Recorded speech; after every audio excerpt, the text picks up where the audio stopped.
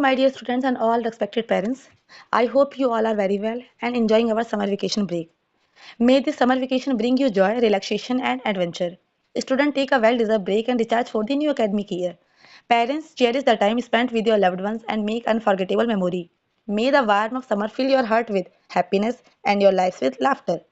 Holiday homework is compulsory for all students.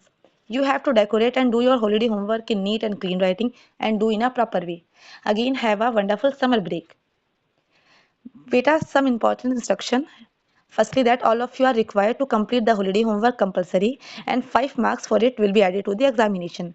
आप सभी को holiday homework करना compulsory है, आप इसको किसी भी तरीके से डिनाई नहीं करेंगे. इसके 5 marks आपके एग्जामिनेशन में ऐड होंगे, तो आप इसको कंप्लीट करके लेके आएंगे. Next important instruction regarding your holiday homework. First, make a particular notebook of Hindi for holiday homework. Second, writing should be neat and clean. And third, do colorful work. Now we are moving forward. Our first subject, that is English reader. First, read and write 10 page cursive writing. आपको 10 page reading भी करनी है and उसको जब आप reading करेंगे तो उसको एज अ कर्सिव राइटिंग अपनी कॉपी में रिप्रेजेंट करेंगे. Next, learn the chapter 1 and 2 and write in notebook as a revision. आप चैप्टर 1-2 को प्रॉपरली लर्न करेंगे एंड एज अ रिवीजन अपनी नोटबुक में लिखेंगे. Point third, read chapter 3 and 4 and find 20 hard word and write in notebook and fill the book matter.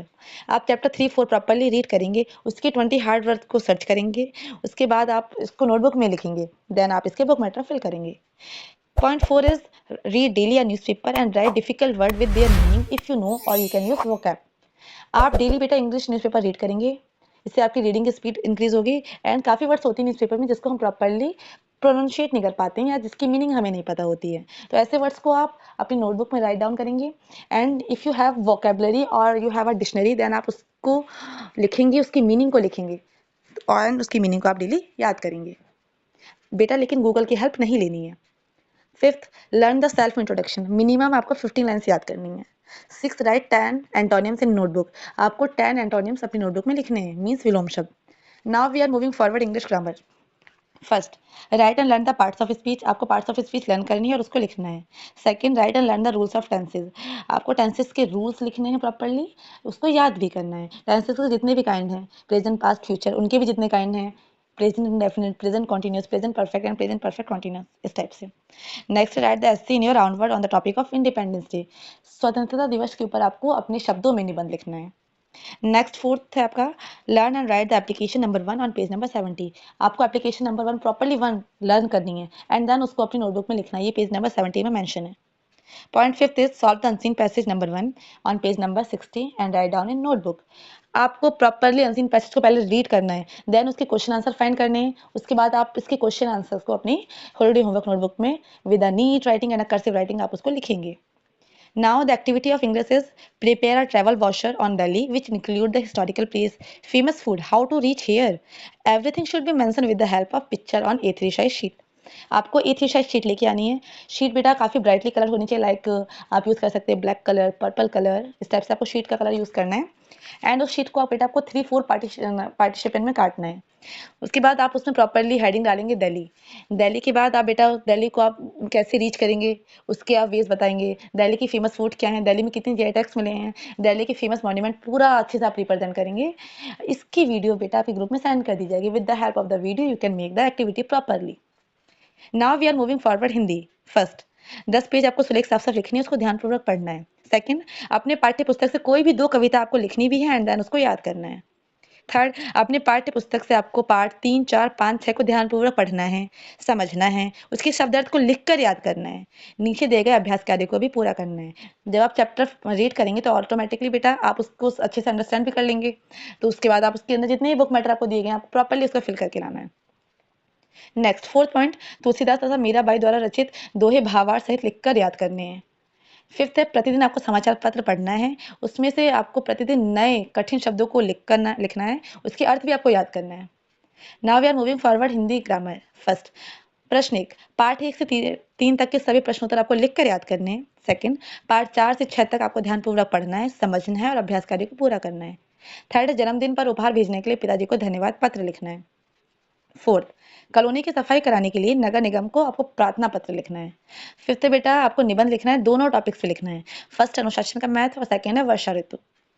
उसके बाद है बेटा ग्रुप आपकी एक्टिविटी, जिसको मैम ने 2 ग्रुप्स में डिवाइड किया है। First roll number 1 to 12 and second है रोल नंबर 13 to 23। तो नीचे दिए गए विराम चिन्हों के नाम तथा एक एक उदाहरण सहित आपको चार्ट पेपर पर दिखाने हैं। तो रोल नंबर 1 से लेकर 12 तक इसको परफॉर्म करना है।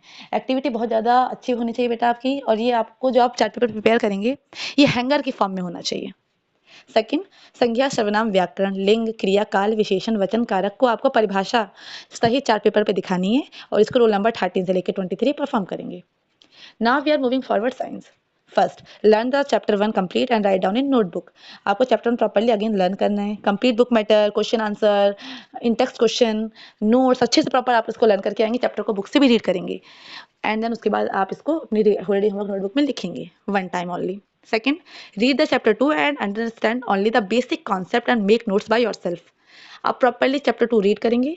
जब आप रीड करेंगे तो बेटा कुछ पॉइंट्स होंगे जिसको आप इजीली कैप्चर कर सकते हैं, समझ सकते हैं। तो ऐसे पॉइंट्स के आपको अपनी लैंग्वेज में नोट्स बनाने हैं, but in English. Third, solve the worksheet in holiday homework notebook. आपको हॉलीडे होमवर्क नोटबुक में वर्कशीट सॉल्व करनी है। First, right the atmospheric layer of the earth. Second, name the scientist who discovered the charge. Third, write the component of food. Fourth, write the full form of CFC and NCERT. Fifth, write the SI unit. आपको इनकी SI unit लिखनी है। First है आपका length, second time, and third force. इनकी आपको unit बतानी है। Next, name the material through which the filament of the bulb is made. Bulb का फिलामेंट किससे बनता है ये आपको बताना है। Next, give the 2 sources of protein and vitamin. Protein and vitamin के आपको कोई भी 2 सोर्सेज लिखने हैं। Next, what is the gravitational value g of earth. Gravitational value लिखनी है आपको अर्थ की। नेक्स्ट है बेटा, how many types of mixture and right their name. Mixture कितने टाइप के होते हैं, मतलब मिश्रण। पहले आपको वैल्यूज में बताना है, एंड देन उसको आपको नेम लिखना है। नेक्स्ट एंड लास्ट क्वेश्चन इसमें, give two example of insectivorous plant. आपको इंसेक्टिवोरस प्लांट अच्छे से उसके 2 एग्जांपल लिखने हैं।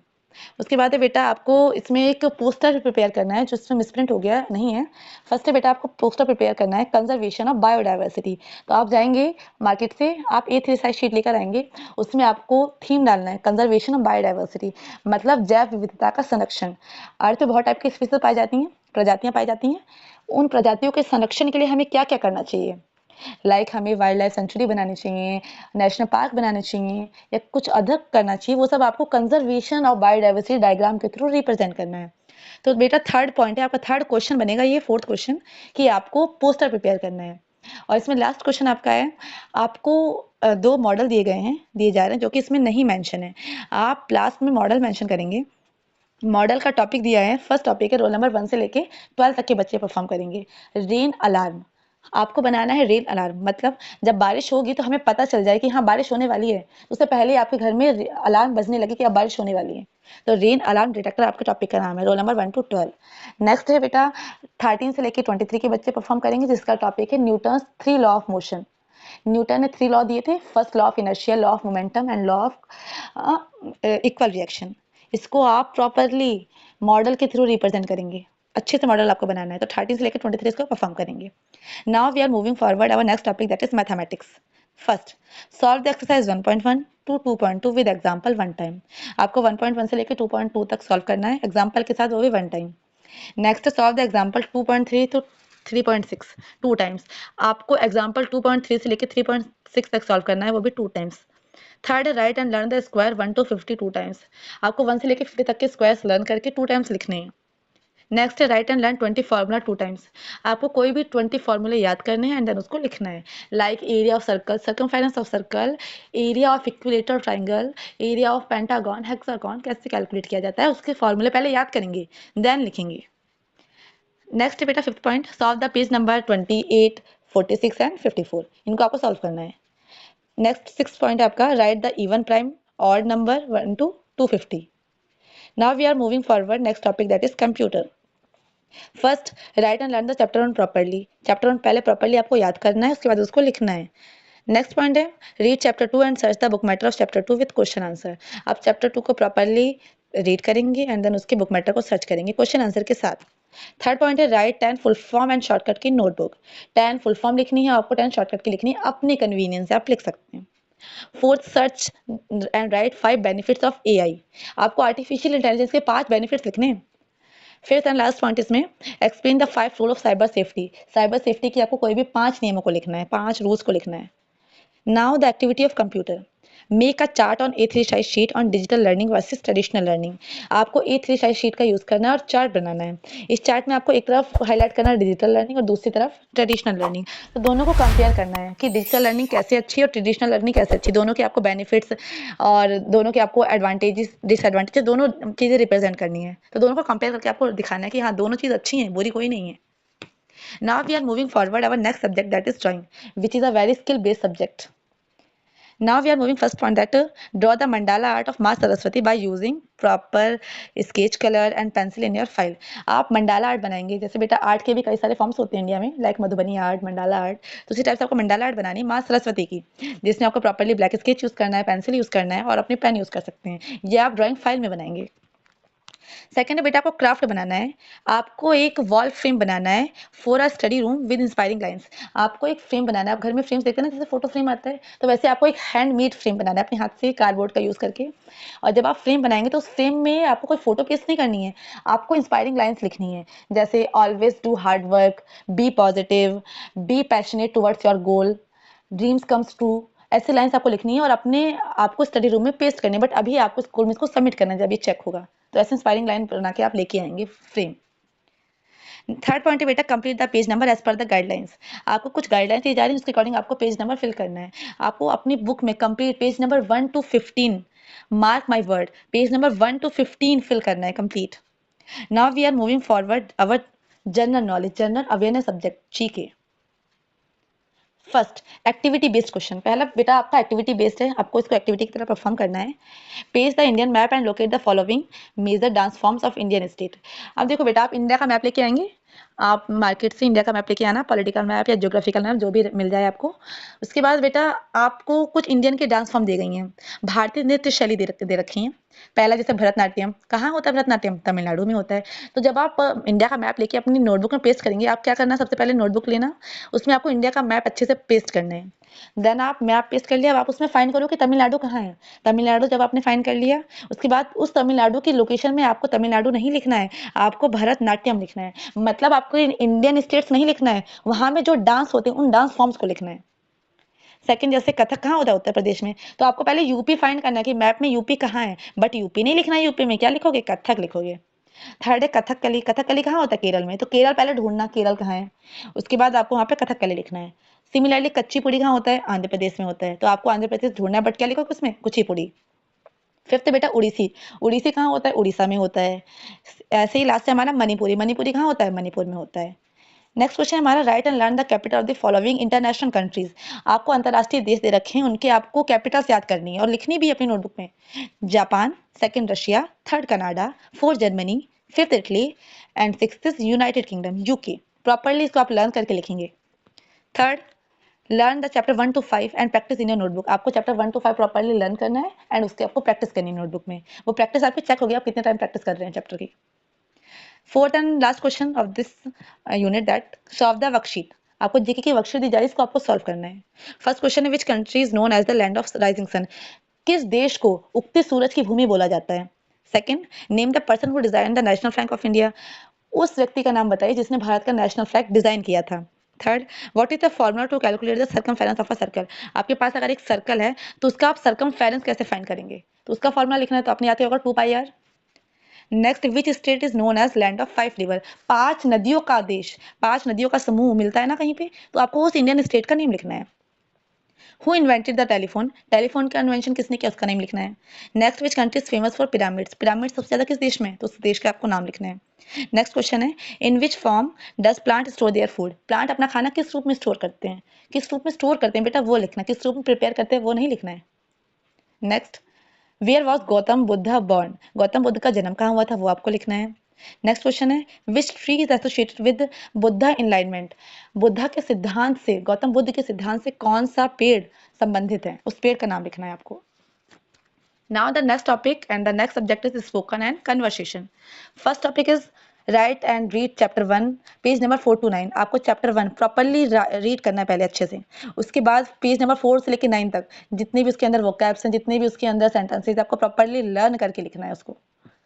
सेकेंड है write and learn the chapter 2 as a general vocabulary 2 times, page number 10 to 14। आपको पेज नंबर 10 से 14 के बीच में कुछ वोकेबलरी का मतलब होता है शब्दावली, शब्दावली दे रखी है बेटा, उसको आपको लर्न करके 2 टाइम्स अपनी नोटबुक में लिखना है। थर्ड है read and learn the chapter 3, page number 15 to 18, correct and incorrect word. आपको पहले रीड करना है पेज नंबर 3 को प्रॉपर्ली, उसके बाद उसको लर्न करना है। कहाँ से? पेज नंबर 15 से लेकर 18 तक लर्न करना है। उसमें कुछ आपके करेक्ट वर्ड होंगे, कुछ आपके इनकरेक्ट वर्ड होंगे। जब हम डिक्टेशन करते हैं तो कुछ वर्ड हम गलत लिख देते हैं ना, तो आप उसको जब वर्ड को रीड करोगे तो आपको पता चलेगा कि हाँ आपके वर्ड से मिस्टेक कहाँ कहाँ पे है। तो करेक्ट और इनकरेक्ट दोनों वे से वर्ड्स लिख रखे हैं, तो आपको उसकी प्रैक्टिस करनी है। Next, fourth, fill the page number 19 and write the holiday homework notebook. आपको पेज नंबर 19 प्रॉपरली फिल करना है, उसको अपनी हॉलीडे होमवर्क नोटबुक में भी लिखना है। Fifth point, write the 100 word of I plus action. आपको 100 वर्ड लिखने आई प्लस एक्शन, जैसे I eat, I read, I jump, I dance. इस टाइप से आपको आई प्लस एक्शन और 100 लिखने हैं अपनी नोटबुक में प्रॉपरली। उसको आपको पता भी होना चाहिए, अगर आपसे सुना जाए तो आप उसकी मीनिंग बता दें। Now we are moving forward our next subject, that is Sanskrit.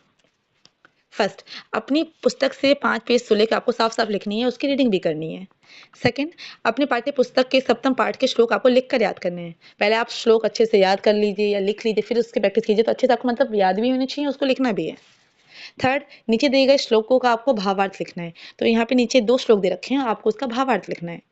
Fourth point है बेटा, पार्ट 3 और 4, 5 को ध्यानपूर्वक पढ़ना है, समझना है, उसके शब्दार्थ लिखना है, याद करना है, उसके अभ्यास कार्य को पूरा करना है अच्छे से बेटा। चैप्टर पहले आप पढ़ना अच्छे से, उसके बुक मैटर को सर्च करना, उसके अभ्यास कार्य पूरा पर फिल करना, उसके शब्दार्थ आपको याद भी करने, लिखने भी, अच्छे से आप पूरा काम कंप्लीट करना।